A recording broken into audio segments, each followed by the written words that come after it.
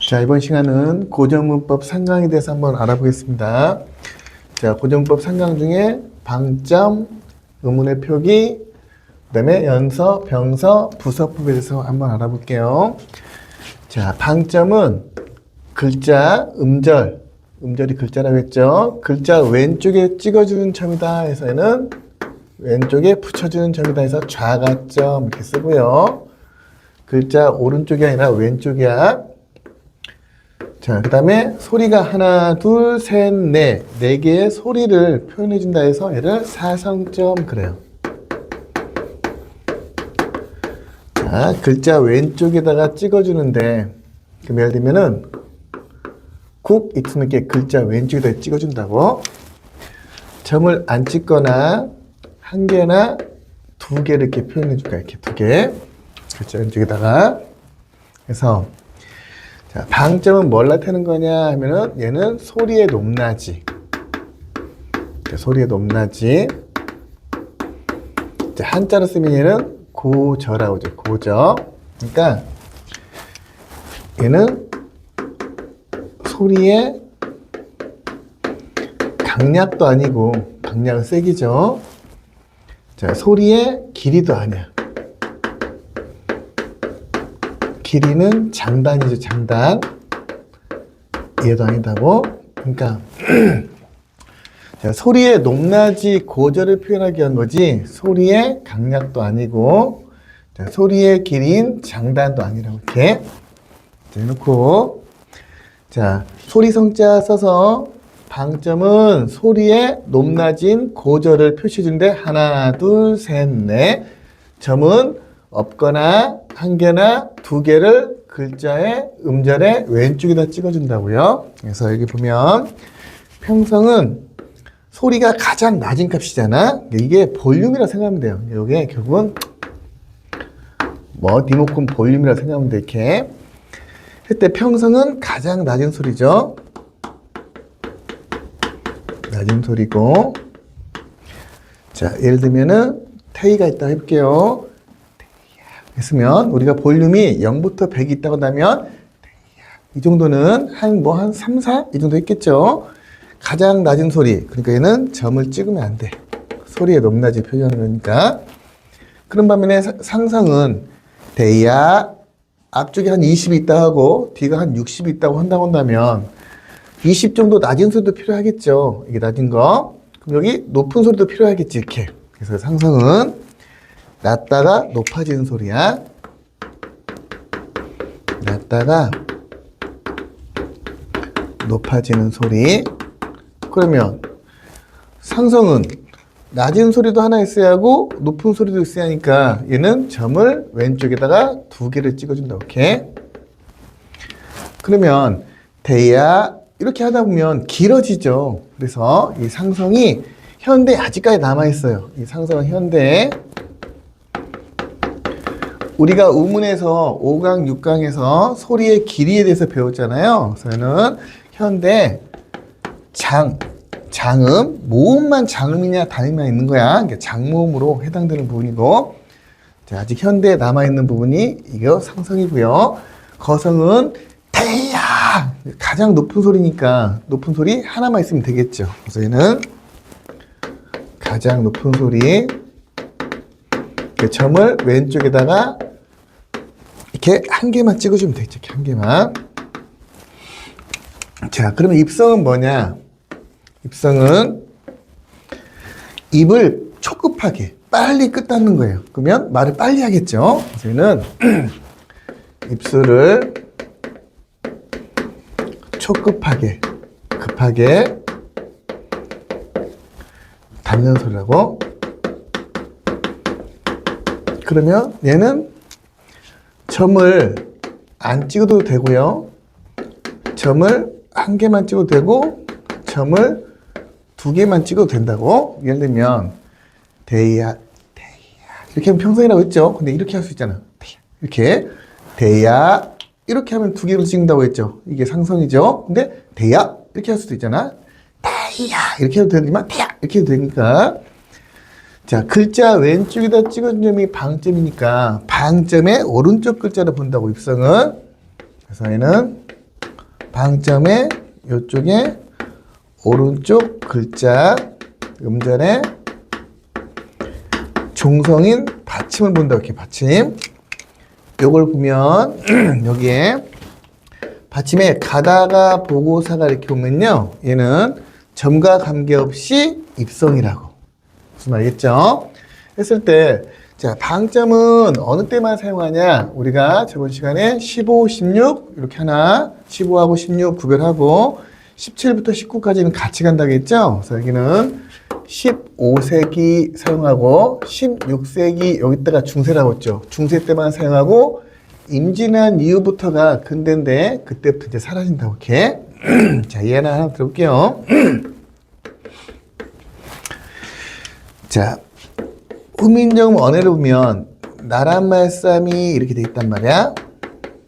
그럼 점을 찍어보면 이쪽 글자 왼쪽에 이렇게 하나, 이렇게 두 개 없고 여기 하나가 있다고요. 그리고 먼저 기준점은 얘부터 먼저 찾는 거야.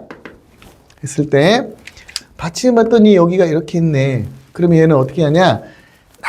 이렇게 하거나 이렇게 했다고요. 그러니까 얘는 정확한 명칭은 거성적 입성이겠죠. 그러니까 아무튼 입성이야. 거성적 입성. 이렇게 아무튼 입성이야.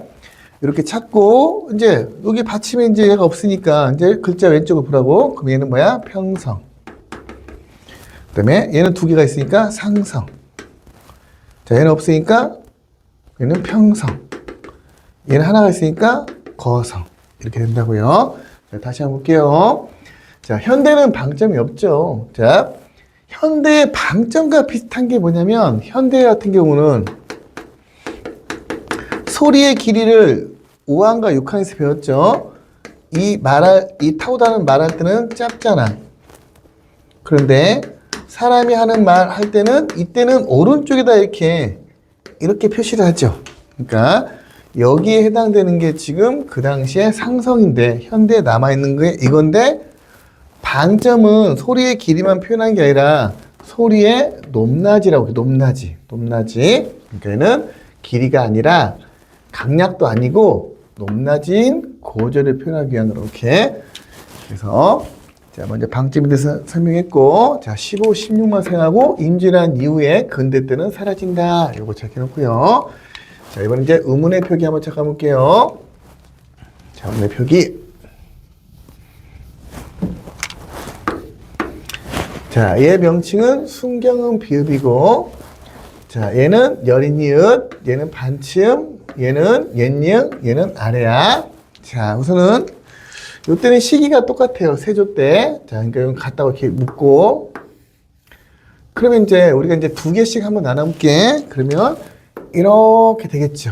먼저 우리 킹 세종이 처음 만들 때는 우리가 음식을 만들었다면 이 5개를 처음 다 먹어보잖아. 그러니까 다 사용해 보겠죠. 여기는 15세기는 모두 사용한다. 이렇게. 요 글자를 다 사용하고. 자, 이제 16세기 되면 임진한 이후에 이제 15세기 사용하고 이제 16세기가 되면은 여기서부터 여기는 16세기만 사용한다. 이렇게. 자, 16세기 사용하고. 자, 아래야 이후에 이제 임진왜란이 있다고. 1592년이니까 16세기 말하겠죠. 임진왜란 이후에는 이후 모두 소실이 돼요. 없어진다. 이렇게. 단, 요 아래야는 자, 다시 한번 보면 요거는 15세기는 다 사용하고 16세기는 얘 두 개만 사용하고 임진왜란 뒤에는 모두 소실되는데 이 아래야는 음가 소리값은 음가는 아와 오, 아하고 오, 아와 의의 중간 단계야. 우리가 지금은 아면 아, 오면 오 이렇게 하는데 아우 이렇게 하든가 아으 이렇게 한다고 이렇게. 자, 음가는 소실이 돼요. 임진왜란 이후에 소실 없어진다고 이렇게. 그런데 표기는 사용해요. 표기는 1933년 우리가 최초로 맞춤법 통일하는 우리가 2번 했거든요. 33년하고 1988년 요 두 번인데 33년 조선어학에서 맞춤법 통일한 때 없어져요. 그러니까 음가는 임진왜란 이후에 없어졌는데 표기는 계속 사용했다고. 지금 100년도 사용 안 한 지가 100년도 안 됐다고. 맞춤법 통일한 때 없어진다. 이 정도만 기억해 놓고요. 자, 이제 각각대에서 한번 해볼게요. 자, 이제 명칭이 순경음 비읍. 자, 순경음 비읍은 이렇게 생각하면 돼요. 오나 우에 해당된다 생각해요. 오나 우.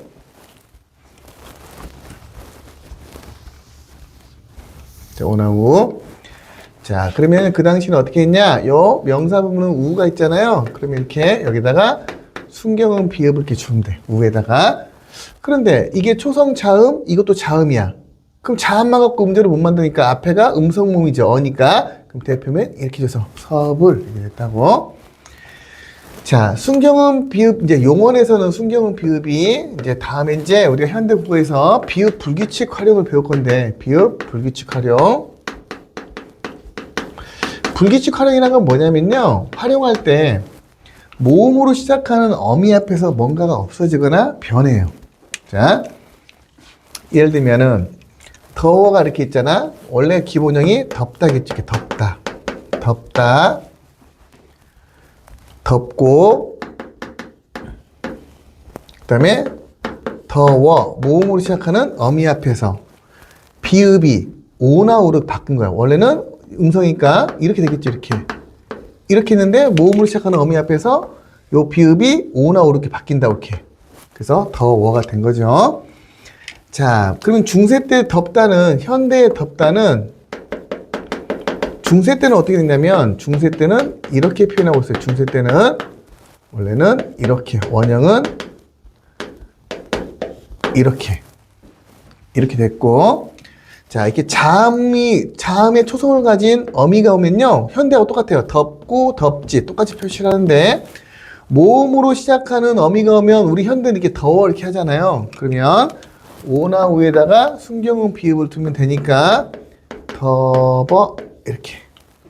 그래서 15세기 표기는 이렇게. 왜 15세기 표기냐? 15세기 여기는 여기서부터 16세기 얘만 사용하잖아. 그럼 15세기는 얘가 순경음 비읍이 있다면 15세기 표기 이렇게 되겠죠. 됐고. 자, 이제 이번에는 반침한 볼게. 반침.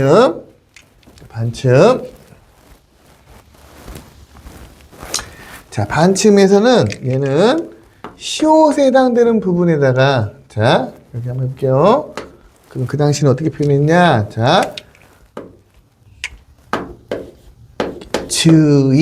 즉위가 모습이야. 그래서 여기다가 이렇게 15세 표기. 자, 용어는, 자, 여기 한번 볼게요. 요는 시옷 불규칙 활용에서 해당되는 거야. 시옷 불규칙 활용.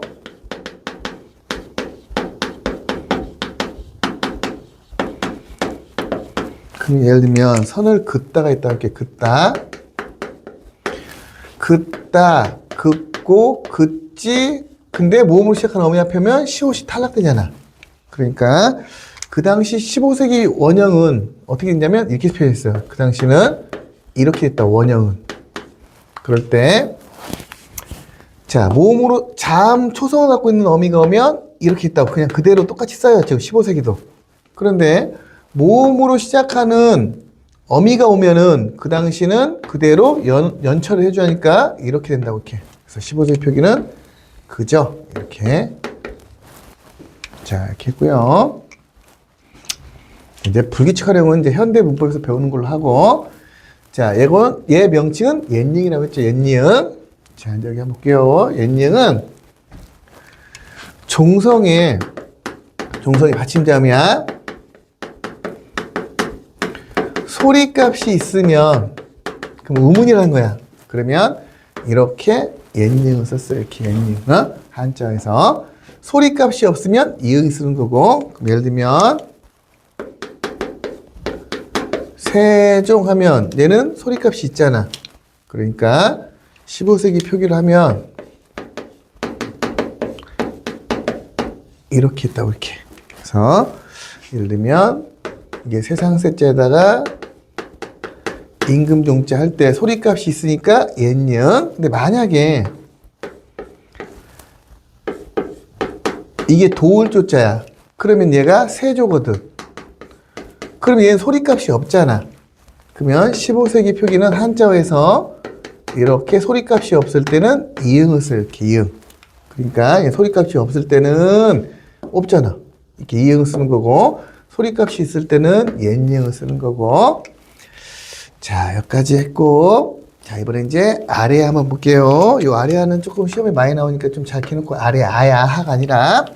자, 변천 단계는 아래아는 임진왜란 이후에 그 아래아가 모음의 대빵이죠. 아래아가 움직여서 모음에 초출자, 제출자를 만든다고 했잖아요. 그래서 자, 1단계, 자, 16세기. 반드시 그런 건 아니고 대체로 그렇다고. 자, 2단계 18세기. 자, 먼저 함께 편찬 단계는 자, 1단계는 첫 번째 음절에서 음절이 글자라고 했죠? 아니. 두 번째 음절에서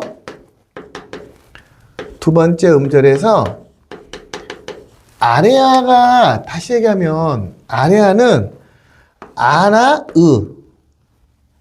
아으 아니면 아우 이 정도 된다고 이렇게 두 가지 이렇게 합쳐서 이렇게 발음이 나는 거라고 이렇게 요거 좀 잘 알아두면 돼요. 두 번째 음절에서 아래아가 으로 이렇게 변천이 되고요. 그 다음에 18세기는 자, 첫 번째 그러니까 두 번째 음절 이야 세 번째 음절 두 번째 음절 뒤부터 자, 이제 첫 번째 음절에서는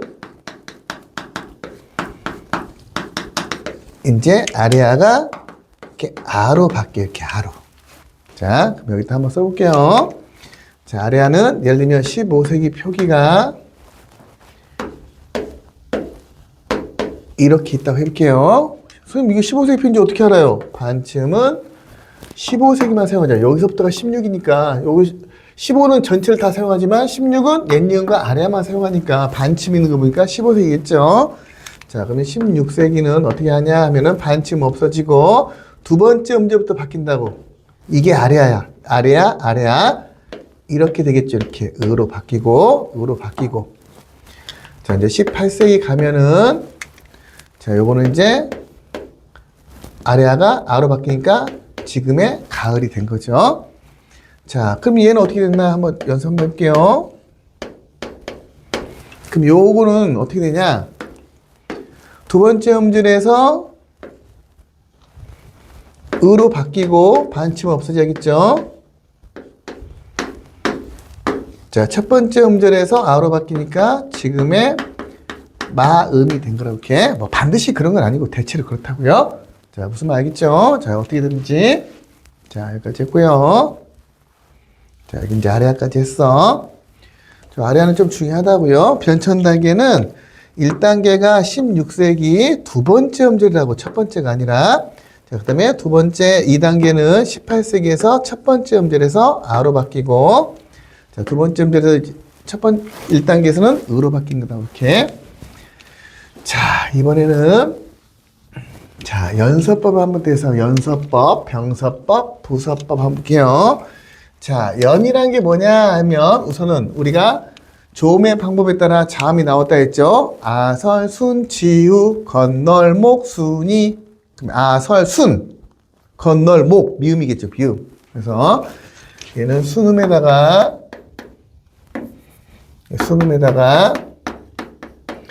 이렇게 세로로 이렇게 해볼까요? 이렇게 이응을 이렇게 붙여주는 거야. 이렇게. 그러면 얘는 자음의 순음을 세로로 합쳐서 만든 글자라고. 자, 볼게요. 자, 순음, 미음, 비읍, 피읍, 뭐 이렇게 따볼게요. 쌍비읍. 여기에다가 이응을. 그럼 이 이응의 뜻이 뭐냐 하면 얘는 입술 가벼운 소리다 해서 순경음 그래요. 순경음. 그럼 얘의 명칭은 순경음 미음, 순경음 비읍, 순경음 피읍, 순경 쌍비읍. 이렇게 하고 요게 보통 고유어 사용하고요. 고유어가 뭔지 한번 볼게요. 하늘, 천 하면 뜻부분이 고유어, 음부분이 한자라고 했죠. 자, 요것들은 이제 주로 이제 뭐냐면 한자 사용하고요. 자, 우리가 제자 원리에서 자모음 28자로 만든다고 했죠. 자음 7자, 모음 11자. 거기에는 포함되지 않죠. 자, 그 다음에 병서법 한번 볼게요. 병서는 이게 나란할 병자야, 나란할 병자. 요게 연달아 연자고, 그리고 자음을, 이번에는 얘는 세로죠. 얘가 세로잖아, 이렇게 세로. 이번에는 가로로 합쳐서 만든 글자야. 가로로 합쳐서 만든 글자. 자, 그러면 자, 얘는 종류가 이렇게 두 가지가 있어요. 종류가 두 가지. 자, 먼저 첫 번째 각자병서라는 게 있고요. 그 다음에 두 번째 합용병서라는 게 있어요. 합용병서.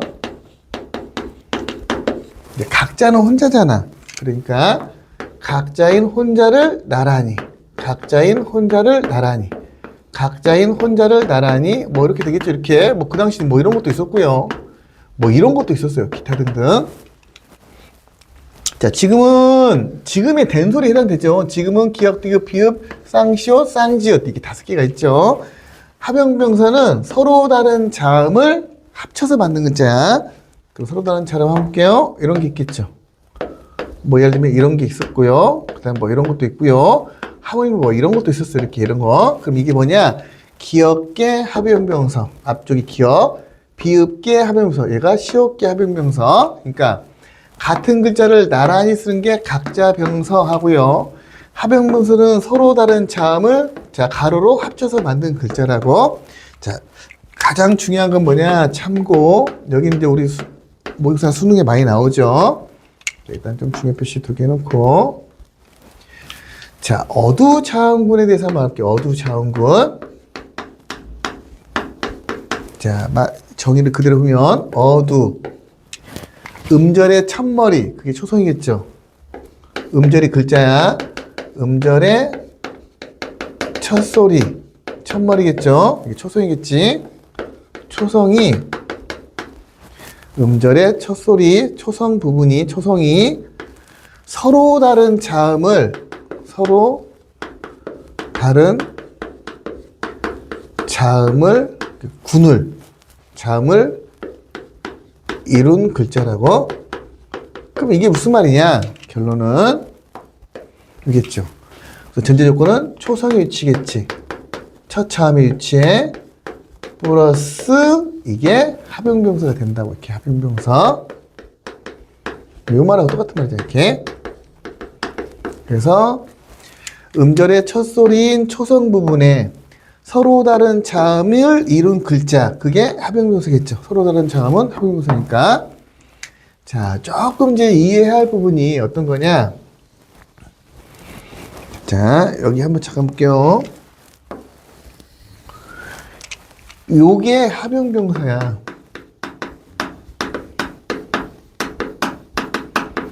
그러면 여기가 어두자음군이야.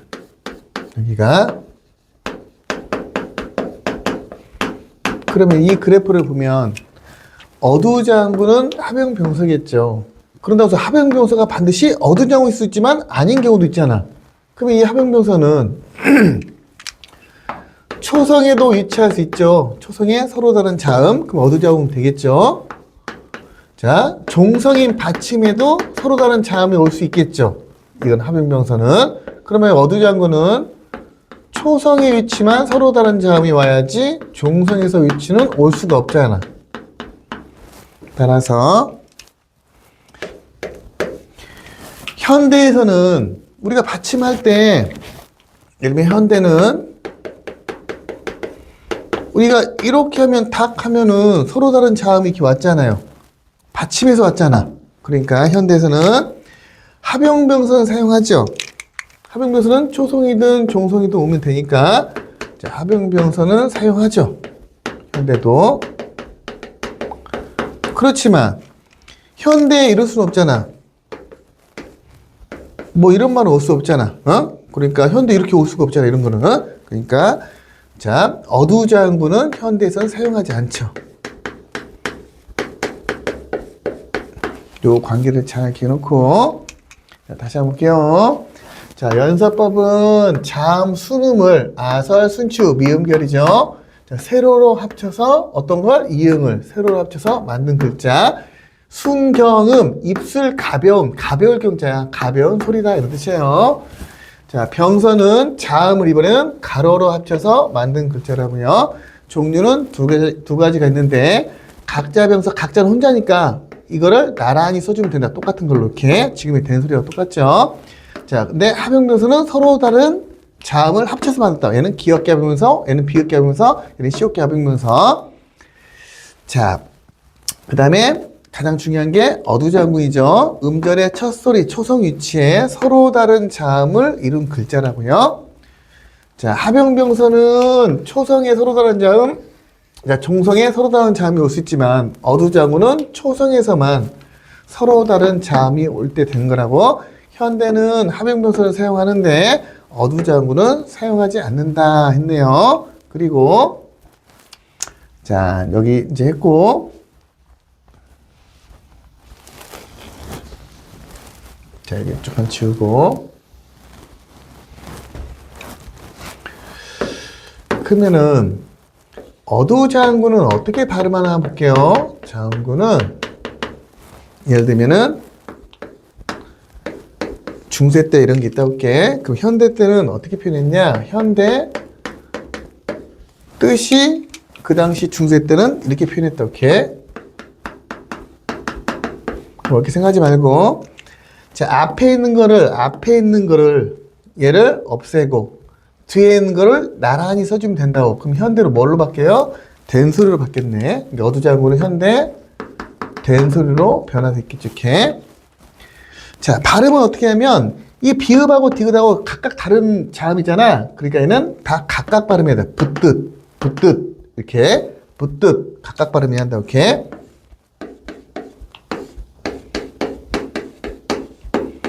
각각 발음해야 하고 현대 와서는 된소리로 바뀌었다. 이렇게. 자, 이번 이제 세 번째 이제 부서법.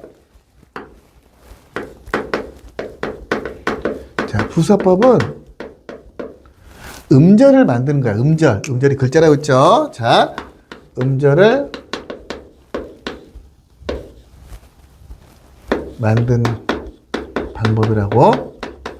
자, 음절의 개수하고 똑같은 게 모음의 개수라고 했죠. 모음 한 개, 음절 한 개, 글자 하나야. 자, 그럼 우선 어디가 이제 기준에 따라서 자, 먼저 첫 번째 이제 모음을 기준으로 한번 잡을게요, 선생님은. 그러면 얘가 이제 하서법이 있고요. 하는 밑에 있잖아. 우서법이 있는데 이제 모음을 기준으로 잡았을 때야, 선생님은. 자, 모음을 기준으로 잡았다 할게. 그때 자, 하서법은 자, 모음이 아래에 있으면 되겠죠. 자음 아래에 있으면 돼. 모음이 자음 아래에 위치하면 음절을 만들 수 있잖아요. 그럼 예를 들면 이렇게 하면 음절 만들 수 있잖아. 이렇게 하면 음절 만들 수 있잖아. 모음이 자음의 아래에 있잖아. 하서법. 자, 우서법이면 이제 모음을 기준으로 한다고 했죠. 자, 모음이 자음의 오른쪽에 있으면 되잖아.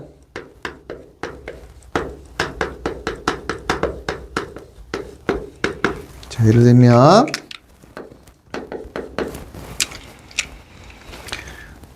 가가 있다고 뭐 강이 있다고 해볼게요. 그리고 음절 만들 때 오른쪽에 있어야 음절이 만들어지잖아. 그러면 모음이 우측에 있다고 우측에 썼다고 이렇게. 그래서 얘는 우서법.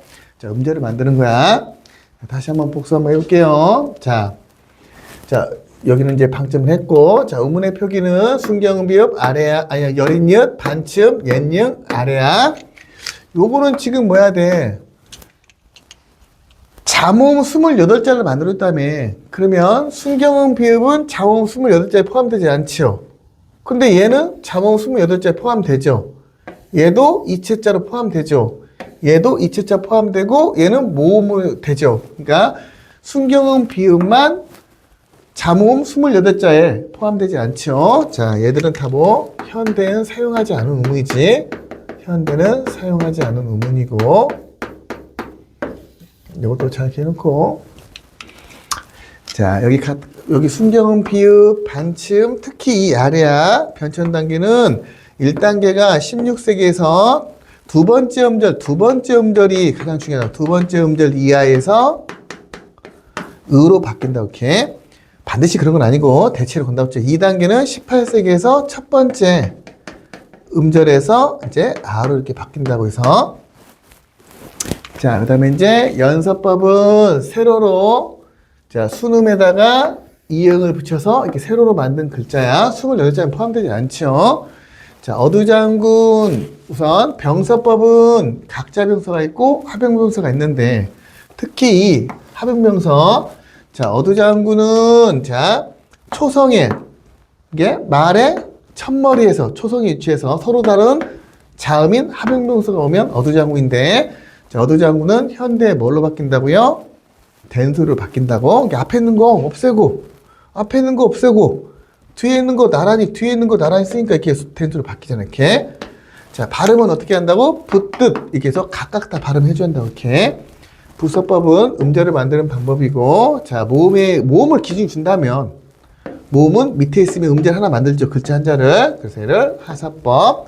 자, 오른쪽에 두면은 얘가 글자 한자 많으니까 얘는 우서법. 자, 여기까지 고전문과 상강 중에서 방점표기, 의문표기, 그 다음에 연서법, 병서법, 부서법. 자, 여기까지 맞추도록 하겠습니다.